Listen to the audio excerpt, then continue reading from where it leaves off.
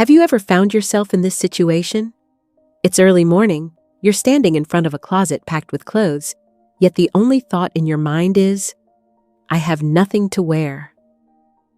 The closet isn't lacking options, but finding something that feels comfortable, matches your style, and doesn't take 15 minutes of debating is a whole different story. I've been there too. There were days when I changed into a third outfit and still didn't feel right, simply because there were too many choices. It sounds strange, but sometimes abundance is exactly what makes us feel like we don't have enough. That's when I started exploring the idea of a minimalist wardrobe, especially the Japanese approach to minimalism. They don't just get rid of stuff, they live with clear principles that help them maintain simplicity in every choice, every single day. In this video, I'll share with you the 6 principles that helped me not only simplify my wardrobe, but also clear my mind every morning.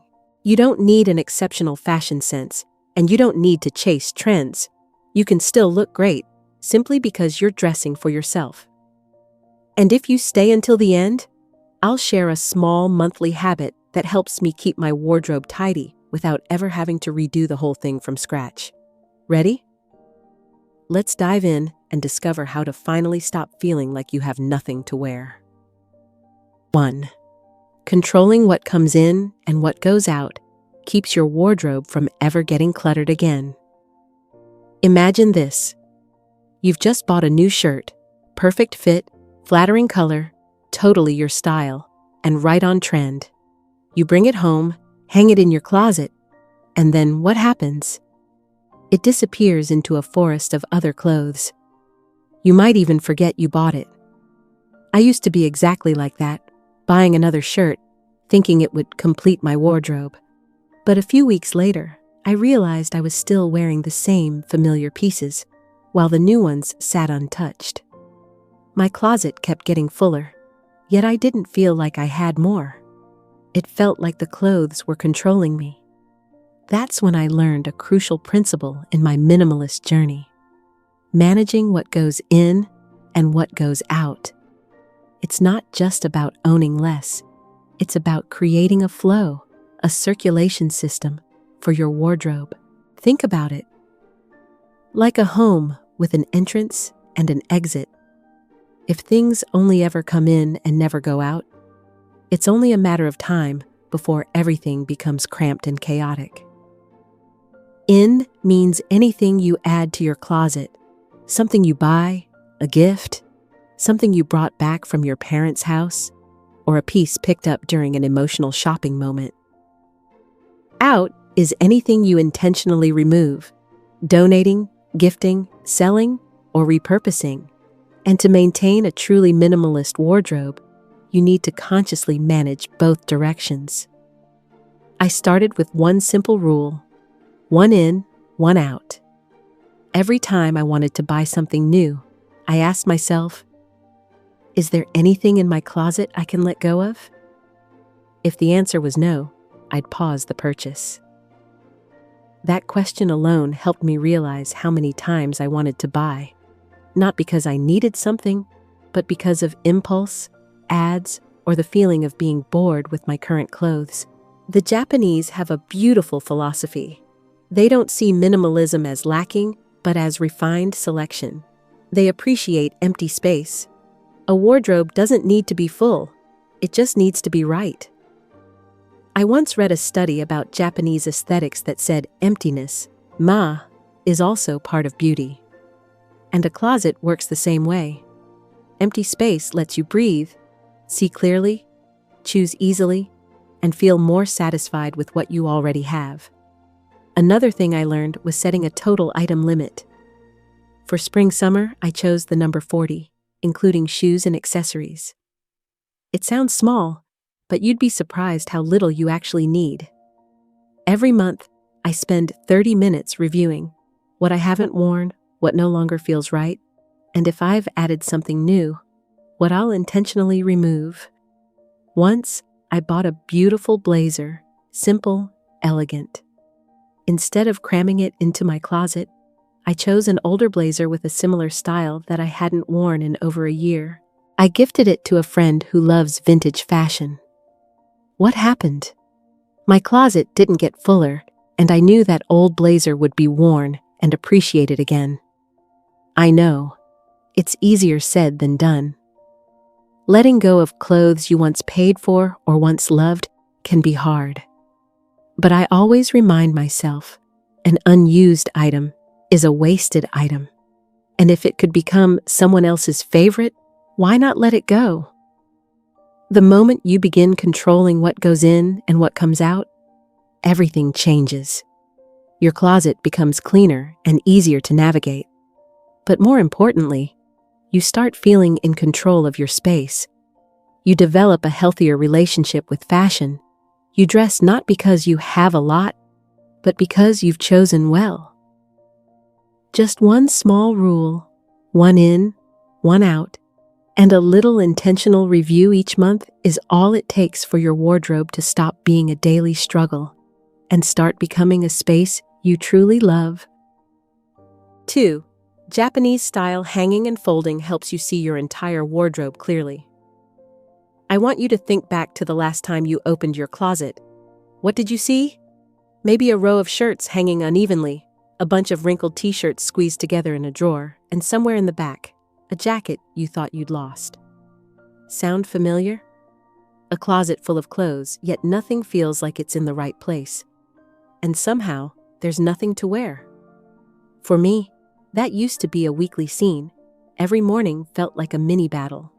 Until I learned that just by changing how you organize things, specifically hanging correctly and folding correctly, you can not only regain control of your wardrobe, but also make dressing well every day feel incredibly effortless.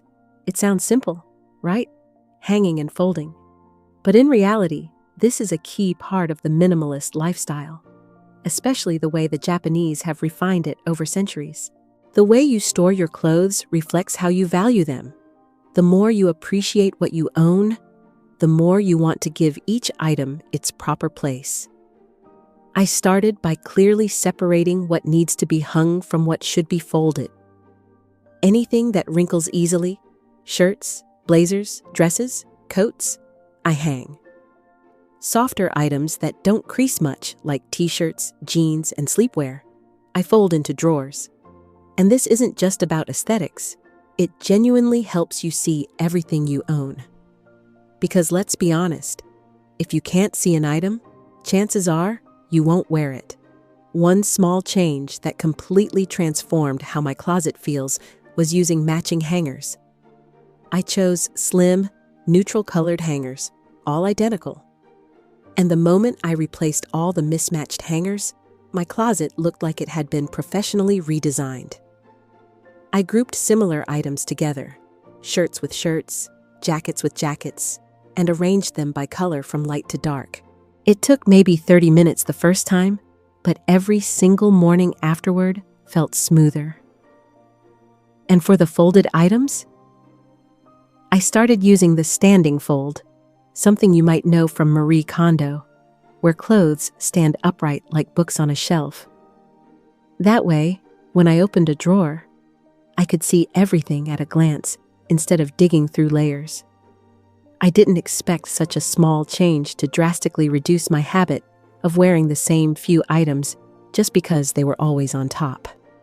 Another benefit of hanging and folding the right way is that you quickly notice what you're no longer wearing. When something stays untouched in the same spot for weeks, it's a clear sign to ask yourself, do I still need this? Proper hanging and folding isn't just about tidying up. It's about creating a system that supports you every day. It helps you view your wardrobe with clarity, choose outfits with ease, and feel more in control of your space. It also gently nudges you to reflect. If I already have 5 neatly folded white t-shirts, do I really need a 6th? The best part is, you don't need a big or fancy closet to make this work. All it takes is a bit of time, some attention, and a few simple habits. And trust me, once you open your closet and see everything neat, visible, and organized, you'll feel a sense of ease, not just in choosing clothes, but throughout your entire day. So next time you open your closet, rather than asking, "What should I wear today?" try asking, "How can I hang or fold things so I can see what I already have more clearly?" And you'll realize you don't need more clothes, just more order. 3. Appreciating your clothes helps you wear less but feel happier. Have you ever looked at a piece of clothing in your closet, knowing you haven't worn it for an entire year, yet somehow you still can't let it go? You think, "But I used to love this," or "Maybe one day I'll wear it again." And so it stays, taking up space, taking up mental energy, without giving you any real value anymore. I used to hold on to so many items like that. A dress I wore only once because it felt too special to get rid of. A pair of beautiful heels that hurt so much I could barely walk in them. Every time I decluttered, I'd touch those pieces and hesitate. Until I shifted my perspective. Not, "Should I keep this or toss it?" but, "Am I truly appreciating this item?" Appreciation, trang, is a simple yet deeply meaningful idea in Japanese minimalism. They believe that every object carries a bit of living energy, and when we don't use it, that item no longer gets to live its purpose. Appreciating something doesn't mean keeping everything you once liked. It means intentionally choosing and actually using what you decide to keep. I started practicing with a small habit. Every time I picked up an item, I asked myself 3 questions. Do I genuinely like it? Have I worn it in the last 6 months? Does it still reflect who I am right now? If I couldn't honestly say yes to at least 2 of those questions, I knew it was time for that piece to continue its journey elsewhere. And you know what? When you truly appreciate what you have, you end up using those items more. I have a simple gray sweater, nothing fancy, but because it's soft, well-fitted, and easy to style, I've worn it countless times every winter. I hand wash it, dry it carefully, fold it neatly, and every time I put it on again, I feel genuinely happy that it's still with me. That is what appreciation looks like. I also learned that your favorite item isn't the most expensive, the newest, or the trendiest. It's the one you reach for the most, the one that feels right on your body, the one that never makes you overthink. When I started viewing my wardrobe through that lens, I kept fewer things, but wore them far more often.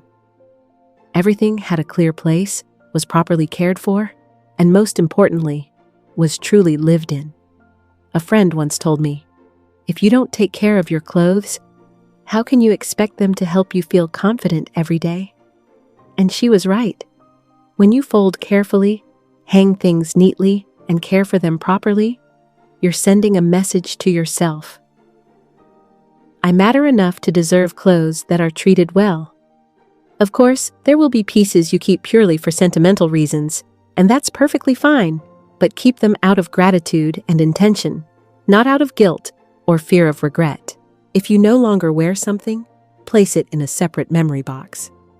Let it be a keepsake, not a space taker in your everyday closet.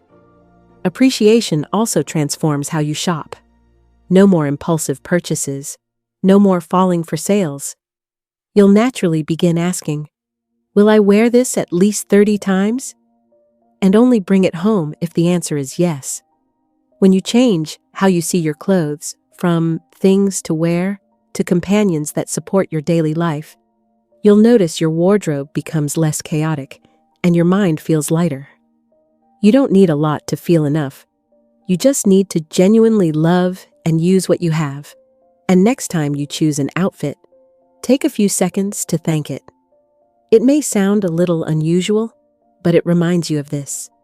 You're wearing something that is appreciated, and by appreciating it, you're also appreciating yourself.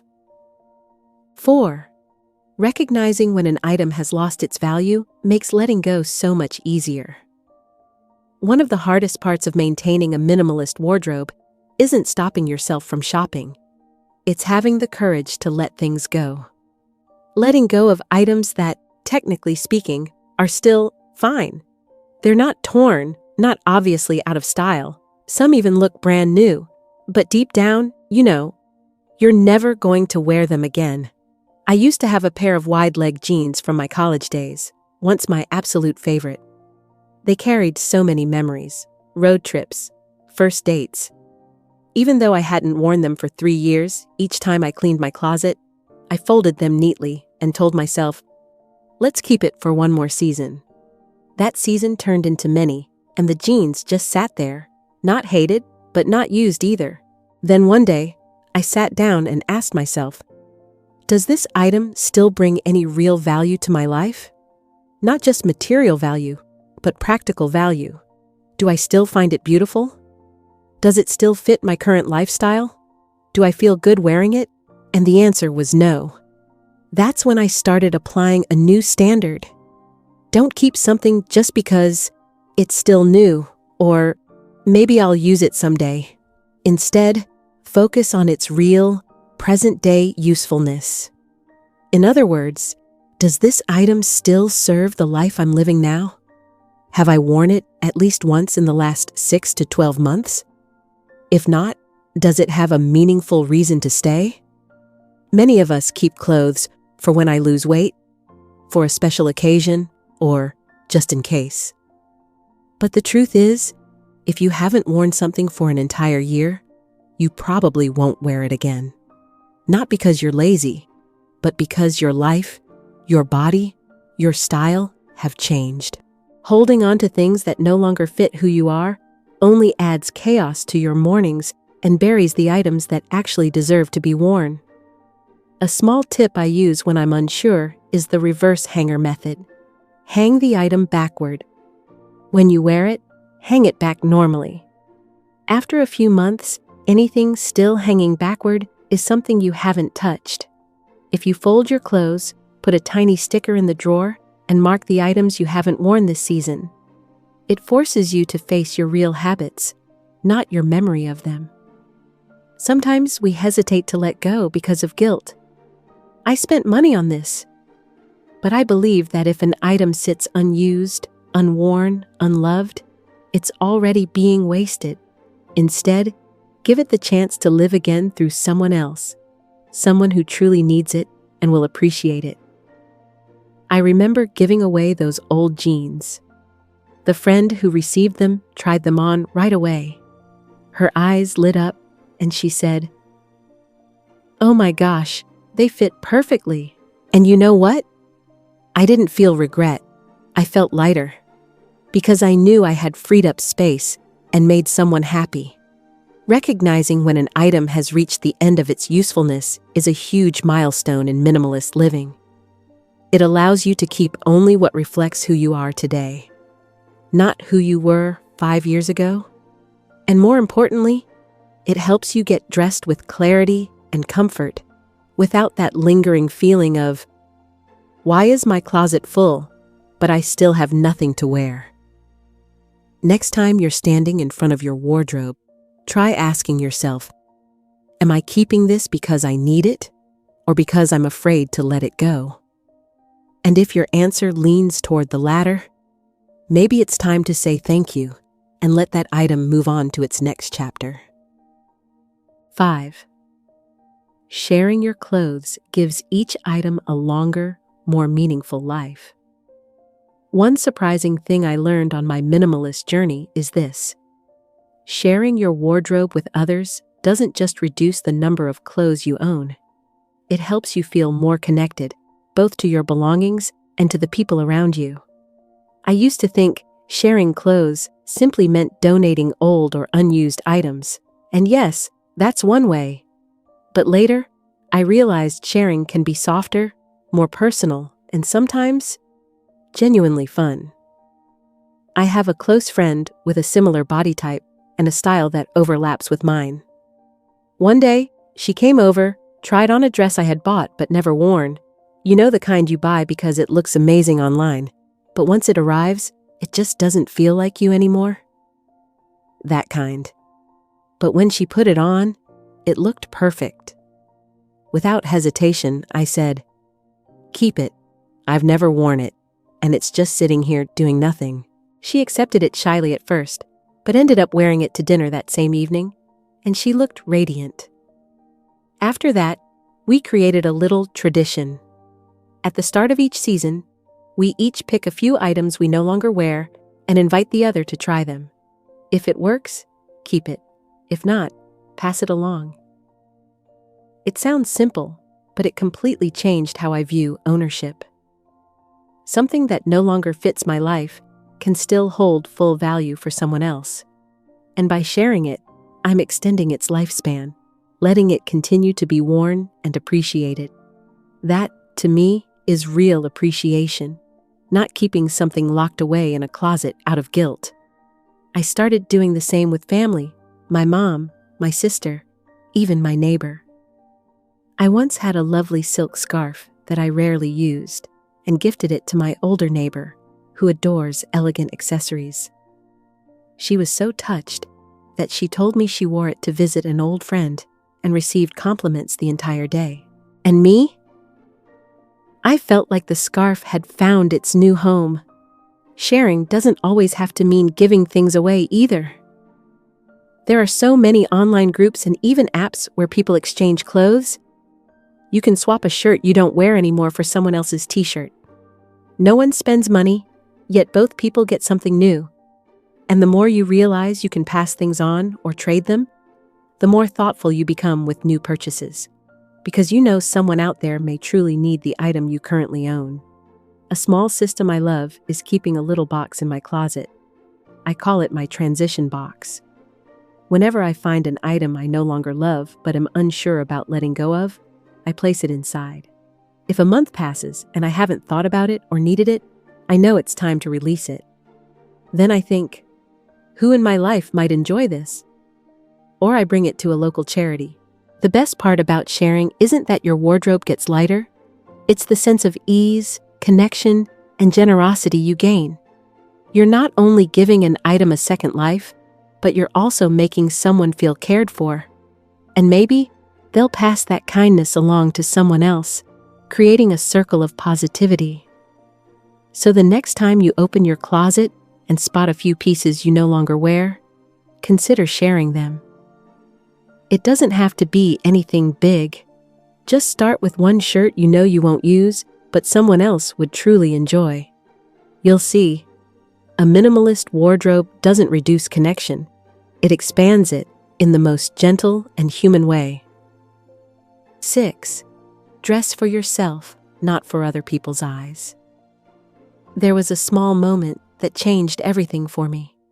I was standing in front of the mirror wearing the simplest outfit, jeans, a white t-shirt, hair in a messy bun, and suddenly felt, yes, this is me. Not because it was trendy, not because someone complimented it, but simply because I felt comfortable, confident, and didn't have to perform or pretend. I think in a world where fashion trends shift every month and social media is full of everyone looks perfect, it's so easy to get caught in a spiral, dressing for others, dressing to be approved, dressing to avoid criticism. And if we're not careful, our closet becomes a collection of external expectations, rather than a reflection of who we truly are. That's why this final principle in maintaining a minimalist wardrobe is also one of the most important. Dress for yourself. When you dress for you, every choice becomes lighter. You don't need a huge wardrobe because every piece you keep makes you feel comfortable and genuinely yourself. I went through a phase where I bought clothes just to stay on trend. Neon colors? Bought. Flared pants? Bought. Oversized blazers? Bought those too. But most of them ended up sitting untouched. Not because they were ugly, they just weren't me. I wore them out and felt awkward, out of place, like I was wearing someone else's identity. That's when I realized, if you have to try hard to wear something, it probably isn't meant for you. When I shifted toward minimalism, I forced myself to be honest. I asked one question before buying or wearing anything. Does this make me feel like myself? Not, what will people think? Not, is this fashion enough? Just, does this make me feel comfortable, confident, and natural? Something interesting happens when you start dressing for yourself. You wear your older clothes more. You fall back in love with shirts you've worn 100 times. You put together outfits the way you like, no Instagram formulas needed. And you stop comparing, because you're no longer playing someone else's game. You're living in your own rhythm, your own style. I have a white button-down shirt with soft fabric, a slightly open neckline, sleeves you can cuff, nothing special at first glance. But every time I put it on, I feel at ease, as if I don't have to try. It's not this year's trend, but it fits me. I wear it to coffee, to meetings, to see friends, and it always feels right. That's what I call clothes you wear for yourself. And when you truly dress for you, you naturally start taking better care of your clothes. Not out of fear of being judged, but because you actually love them. They help you feel like yourself. You are the one who benefits, no one else. Another beautiful thing happens. You stop impulse buying. You're no longer driven by a sense of lack. I don't have this style yet. But by clarity, you know you only need clothes that make you feel right. Your wardrobe becomes lighter but deeper. Fewer items, but each with a purpose. Fashion can still be play, creativity, joy, and it can absolutely coexist with minimalism. But let it start with you, with the feeling you want when you get dressed, with the belief that looking good doesn't come from others praising you, but from looking in the mirror and thinking, I'm here, enough, comfortable, without performing. So next time you stand in front of your closet, instead of asking, is this trendy? Ask, do I want to live a whole day in this outfit? If the answer is yes, then you're dressing for the right reason. And that brings us to the end of our journey through 6 simple yet incredibly practical principles for maintaining a minimalist wardrobe. From managing what comes in and goes out, organizing your space with intention, appreciating what you own, recognizing when something has lost its value, sharing items to extend their life, and finally, the most important of all, dressing for yourself. And as you can see, none of these principles require harsh decluttering or giving up the joy of looking good. In fact, when you truly understand what you need and what you love, getting dressed becomes so much easier. You no longer tear apart your closet every morning, and you no longer feel guilty after shopping, because you're choosing a lifestyle that is simpler, more intentional, and much more meaningful. Now it's your turn to take action. If you're feeling inspired, start today. You don't need to overhaul your entire closet. Just pick out 3 items you know you no longer wear. Set them aside, think about who you could share them with, or simply let them go gently. And if any of these 6 principles sparked questions or made you pause, don't hesitate to leave a comment below. I'd love to hear your story. Who knows, we might continue this topic in the next video. Thank you for spending this time here with me. If you found this video helpful, share it with someone who might need a fresh start, with their wardrobe or with their mindset. And don't forget to subscribe so we can meet again soon. Wishing you a light, uncluttered day, from your closet to every step you take.